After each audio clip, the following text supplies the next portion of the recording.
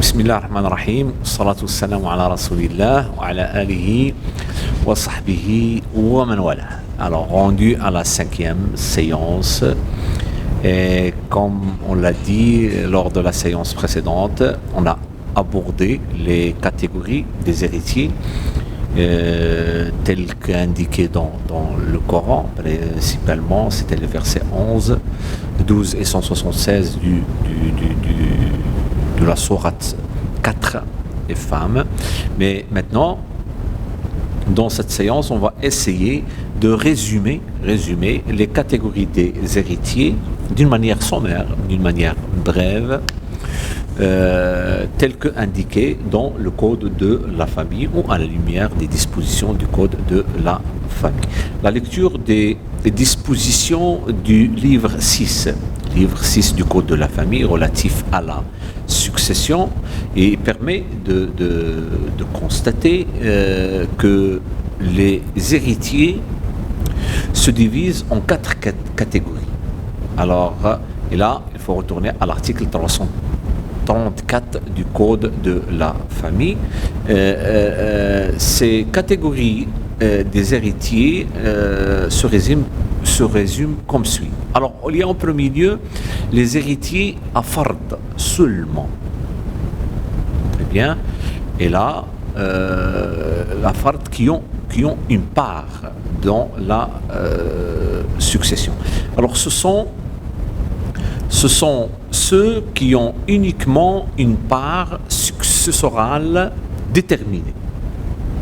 Alors, il y a des héritiers qui ont vraiment droit à une part seulement, c'est-à-dire à fard seulement, déterminée. Notons que lors de l'ouverture de la succession, ce sont les héritiers à fard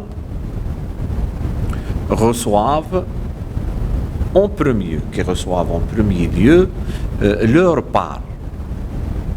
Et ce, en vertu de l'article 335 du Code de la famille qui nous donne la définition bien sûr de at-ta'sib, comme on l'a souligné, et la définition de al-fard.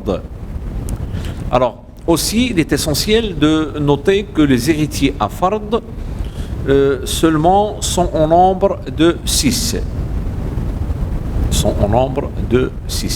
Il y a la mère, il y a la grand-mère, al-jadda, il y a l'époux, l'épouse, le frère utérin, c'est-à-dire al-akh les hommes, la sœur utérine, al-ukht les hommes, l'article 337 du code de la famille. Alors, premièrement, la mère. Alors, les parts de fard de la mère, c'est-à-dire la part de la mère, ici, sont soit le tiers, soit le sixième. Alors la mère a droit à une part de fard, c'est-à-dire ce qu'il y a comme succession, comme part, une part égale au tiers à la succession, à condition que le de Kujus, c'est-à-dire Al-Muwarrit, ne laisse pas de descendants ayant vocation successorale, ni de ou plus de frères et sœurs, même s'ils font objet d'éviction, ce qu'on appelle en arabe Al-Hajb, article 346 du code, alinéa 1 du code de la famille. Très bien. Et puis, aussi, la mère bénéficie, comme on a dit, du sixième de la succession, à condition qu'il soit en présence d'enfants ou, c'est-à-dire de fils ou d'enfants de fils, ou de deux ou plusieurs frères ou sœurs prenant effectivement part à la succession ou étant l'objet d'éviction, hajb. Et là, on revient à l'article 347, alinéa 2 du code de la famille. Et puis, il y a la grand-mère, ou l'aïeul, c'est-à-dire al-jadda, qui a la part de... sa part, c'est le sixième. Alors, la grand-mère, quant à elle, lorsqu'il est seul, qu'il soit maternel ou paternel, c'est-à-dire Jedda li ou Jedda li ab. En cas de présence de deux grands-mères, ils se partagent, ou ils partagent le sixième à condition qu'ils soient au même degré ou que la grand-mère maternelle soit d'un degré plus éloigné. Si au contraire, par exemple, la grand-mère maternelle est d'un degré plus proche, le sixième lui est attribué exclusivement. Voir l'article 347 du Code, alinéa 6 du Code de la famille.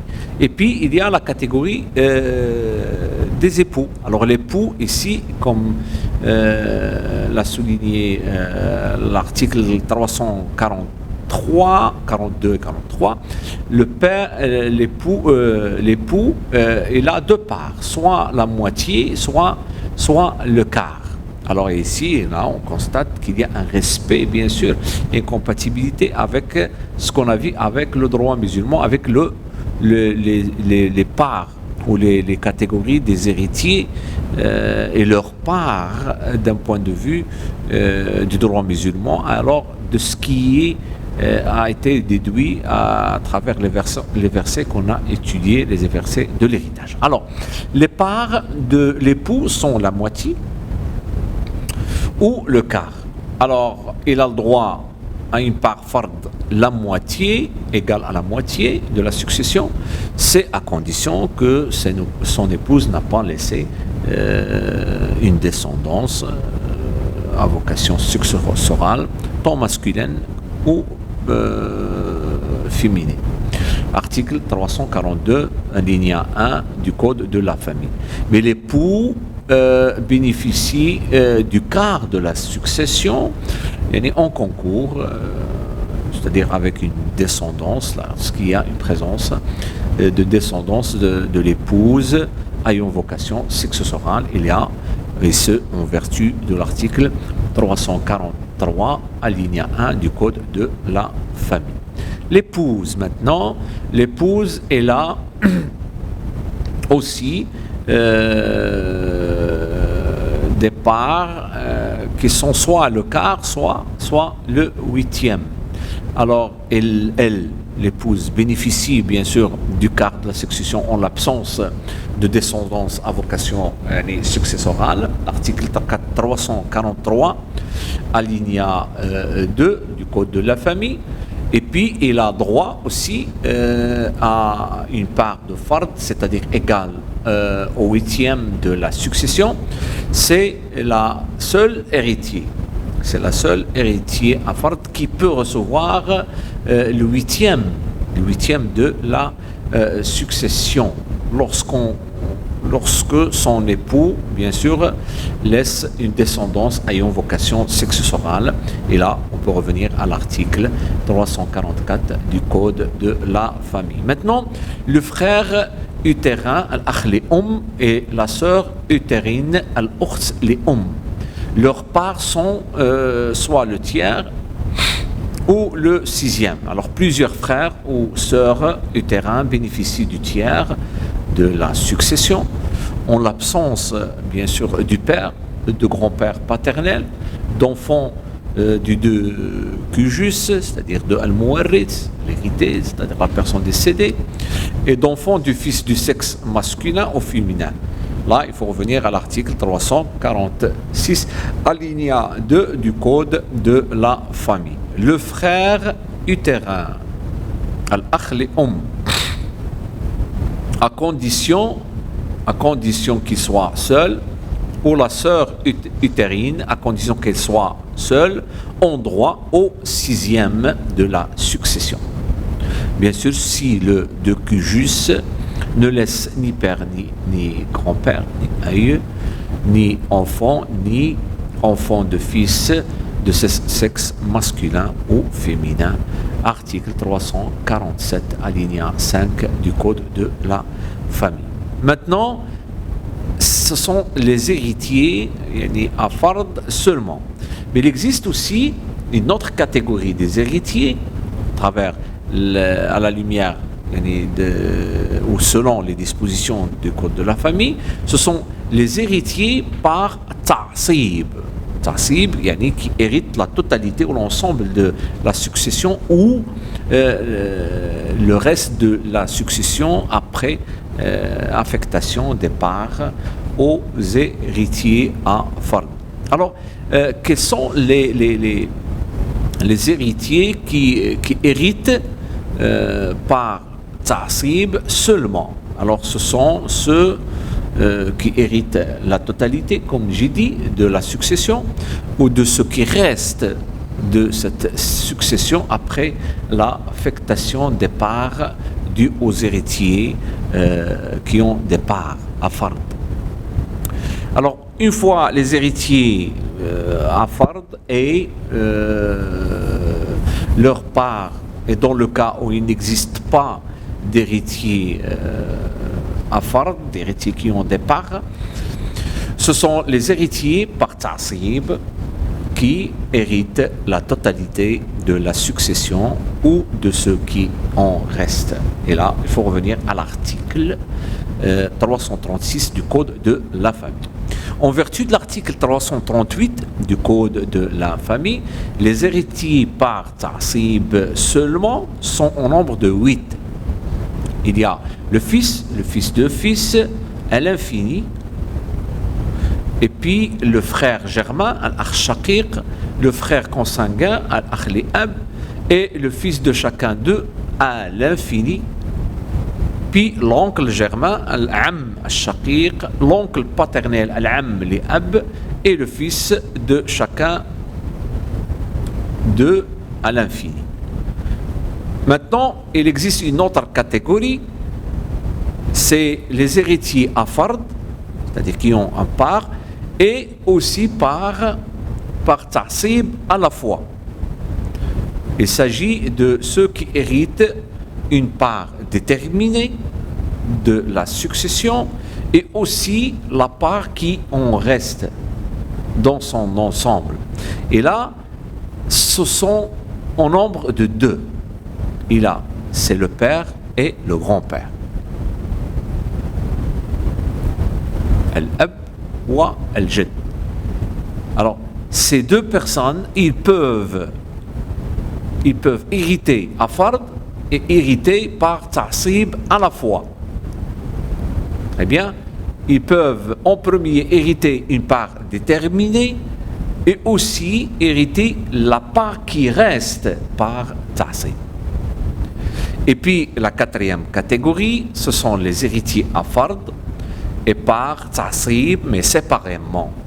Alors ce sont ceux qui héritent soit une part déterminée de la succession, soit la part qui en reste de sa totalité. Alors soit fard, soit ta'sib. Et en vertu de l'article 340 du Code de la famille, les héritiers à fard ou par ta'sib, mais qui ne peuvent réunir les deux qualités, c'est-à-dire fard et ta'sib, sont au nombre de 4. Il y a premièrement la fille, deuxièmement la fille du fils, la sœur germane, al-ukht shaqiqa, et la sœur consanguine, al-ukht li'ab. Et soulignons qu'en vertu de l'article 348 du Code de la famille, il y a 3 sortes d'héritiers. Il y a les héritiers asaba, c'est-à-dire qui héritent par ta'sib, les héritiers asaba par eux-mêmes, les héritiers asaba par autrui et les héritiers asaba avec autrui. Et pour avoir plus de renseignements, plus d'informations, plus d'explications sur ces catégories d'héritiers asaba qui héritent par ta'sib seulement, il faut revenir ou consulter les articles 348 jusqu'au article 254 du Code de la famille. Et puis, il existe aussi à travers les dispositions liées à la succession, dans le code de la famille. Il existe une autre notion aussi importante liée à la succession. Il s'agit de l'éviction, al-hajb. L'éviction, il consiste à l'exclusion totale ou partielle d'un héritier par un autre. Et là, c'est l'article 354 du Code de la famille qui nous donne cette définition. Cette notion, même s'il est importante, et comme on l'a précisé lors de l'introduction, on ne veut pas rentrer dans le détail dans ce cours, alors ne fera pas l'objet, cette notion de éviction ou de hajb ne fera pas l'objet du présent cours. Cependant, si vous voulez plus d'informations sur cette notion d'éviction, al-hajb, alors vous pouvez consulter les articles 354 jusqu'au 359 du Code de la famille. Voilà, grosso modo, un aperçu, qu'on peut dire, un paysage général, bref sur l'héritage, ou sur la notion de l'héritage, mais après avoir donné cette vue d'ensemble sur l'héritage et la succession à travers les prescriptions du droit musulman, principalement du Coran, les versets liés à l'héritage. Je rappelle, c'est les versets 11, 12 et 176 de la sourate Les Femmes, et à travers aussi les dispositions du code de la famille, particulièrement, on a vu la définition de l'héritage, ses piliers, ses conditions, ses causes, ses inhibitions, ses obstacles, les droits relatifs à l'héritage, les catégories des héritiers. Je pense que c'est suffisant pour avoir une idée générale, puisque le cours s'adresse à des étudiants étrangers. Je pense et j'ai jugé que ce serait bien de donner une vue d'ensemble qui regroupe ces éléments que je trouve essentiels à savoir et importants à traiter. Mais c'était un traitement, c'était une analyse, comme j'ai dit, sommaire de ces notions ou de ces points qu'on a abordés jusqu'à maintenant. Maintenant, il s'agit aussi de traiter dans une deuxième partie. Là, on va rentrer dans la deuxième partie. Je pense que il y a cette question, comme j'ai dit lors de l'introduction, il y a cette question du patrimoine propre de chaque époux et leurs biens, bien sûr, acquis pendant leur mariage. La deuxième partie, on va essayer de vous donner une synthèse, bien sûr non approfondie, ça serait sommaire, sur cette question de régime de la séparation des biens. Et bien sûr, à la lumière de l'article 49 du Code de la famille, cette notion, ce régime de séparation des biens qui a fait couler beaucoup d'encre, vu qu'il est lié, bien sûr, à la question des droits de l'homme, à la question de l'égalité, hommes et femmes. Et voilà, on va essayer, lors de la deuxième ou des séances qui vont être dédiées à la deuxième partie, de mettre l'accent sur cet article et sur cette notion, bien sûr, de partage ou de régime de séparation, de partage des biens à la lumière de l'article 49 du Code de la famille. Alors, je tiens à vous remercier pour votre attention et on se voit la semaine prochaine pour une autre séance, ou la première séance de la deuxième partie. Merci beaucoup pour votre attention. Salam alaikum.